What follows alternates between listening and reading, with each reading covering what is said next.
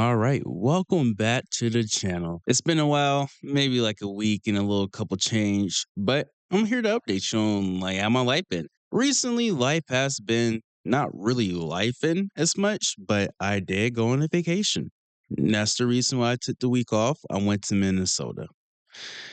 Yeah, Minnesota.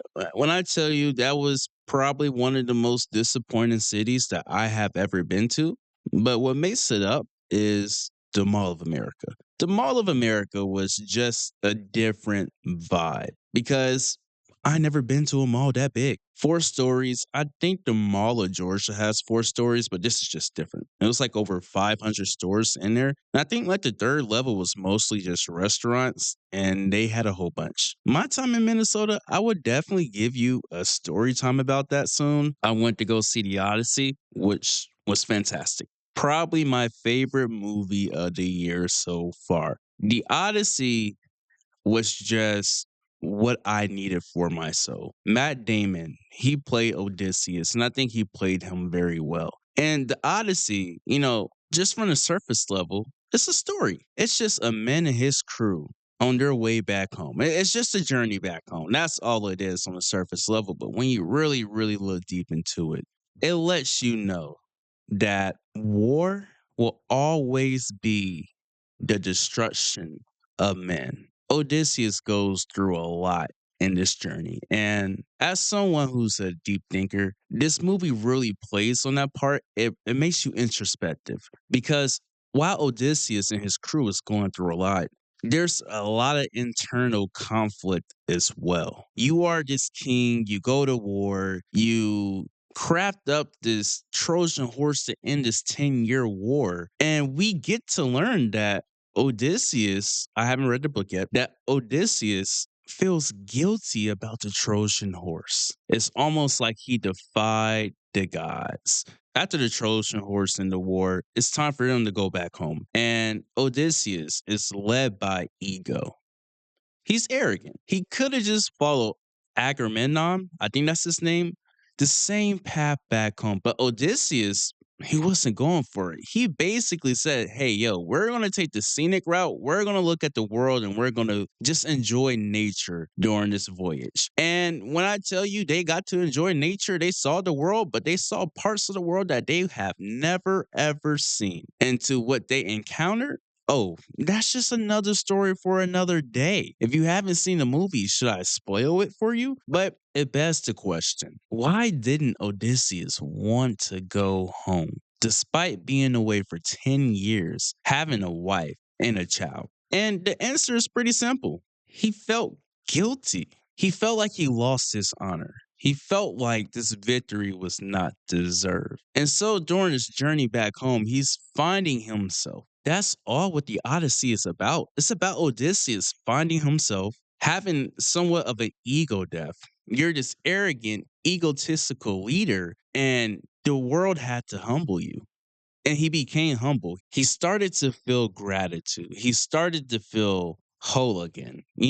And it got to a point where he was begging to go home when he was on the island. And I'm not going to ruin it for you, but the Odyssey spoke to me. And I'm taking this piece of literature and I'm adding it to my arsenal of just thoughts, character development. This story, this movie honestly changed a lot about me. And I related to it so much, even though I'm not a king, right? Another thing I started doing is I watched all the Hunger Games movies. I watched it in like a day and a half. And from the first movie, I mean, I seen bits and pieces of it, like when it first came out, but I wasn't really into the Hunger Games. I don't know, something just didn't compel me to it. And I'm glad because if I would have discovered it back then, like became a fan, how I am a Harry Potter, then I don't think I would have this same thought process that I do now. After watching the movies, and now I'm listening to book one, I'm almost done.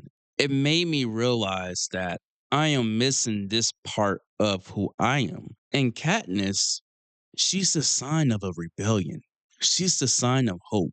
And it got me to thinking that the world that we live in could possibly go the same route or a similar route as the Hunger Games in the future, where pretty much America is destroyed and it's a new world order in a sense, a new dystopian society. But Besides that point, realizing that fighting for what you believe in is one of the most important things you can do. Despite the pushback you'll get, despite the fact that you may lose people in the process, and even you may lose yourself, whether it's figuratively or literally. There's a lot of times where Katniss almost dies in the book and movies, but yet she persevered. And Preston Snow was another case study that really intrigued me because Preston Snow, while yes, he came from a rich and successful family, they end up losing their fortune because his dad died and now they're struggling. They're about to be evicted. And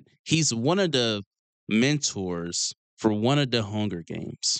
This is his first go around. He came up with a lot of ideas for what the Hunger Games are now. I haven't read that book just yet, but just from the movie, he changed it. This has snow all written over it. Snow always lands on top. But when you do a case study, Snow is someone who is evil. It's very sly, but it's there. He's just evil. And you're like, wait, what can you learn for someone that's evil? I believe if you have the right mindset, you can take good for almost any situation. And the good I'm taking from this situation is that I'm not as determined as I should be. I'm not voicing myself, like my ideas, my feelings, my thoughts. I'm not hip to the game of life. And Preston Snow during his early years, he was still hesitant somewhat, right? But it got to the point where there was this situation, and the situation was Lucy Gray. Lucy Gray is the reason why Snow is the way that he is now, or in the books and movies. And it took Lucy Gray to destroy him, to let him know that, hey, you don't always have the power. You're not always in control. You're not. And that's when I had to think to myself, I'm like, I'm kind of like Snow in a sense, right? I'm working on it, but I want things in control. I want to have some type of power. I'm not saying I'm power hungry, but I want to make an impact. And Snow, he didn't care if the impact was positive or negative. And to me, it's like, okay, Wave, I need to be more in control of my life and I need to have that power within. Those are the two things that I'm lacking. You know, if I can really, really, really get a hang of these two things, no telling what I can do. I'm not saying I'm just gonna go out there and be a villain, be evil. No, no, no, no. I'm just talking about having a positive impact on life around me. And so, yeah, Hunger Games, I would definitely give you a more in-depth video or like story time or analysis and how it affects me and what do I think about it. And I think that'd be good for this channel to just break down how literature and entertainment affects me. I seen Spider-Man Brand New Day and how that affected me. I seen the Odyssey. I seen all the Hunger Games. I'm reading the books and I'm realizing that I still have a lot to learn in life. So this has really been my update. I just traveled to Minnesota. I've been catching up on movies. I'm back to listening to my audiobooks and I'm back to making videos. So yeah, I hope you enjoyed this random update of my life. There's a lot of lessons, right? There's always going to be a lesson in my videos. That's one thing I'm going to always get across. So until the next video, please like, share, subscribe if you want to hear more. We welcome you on this channel, judgment free.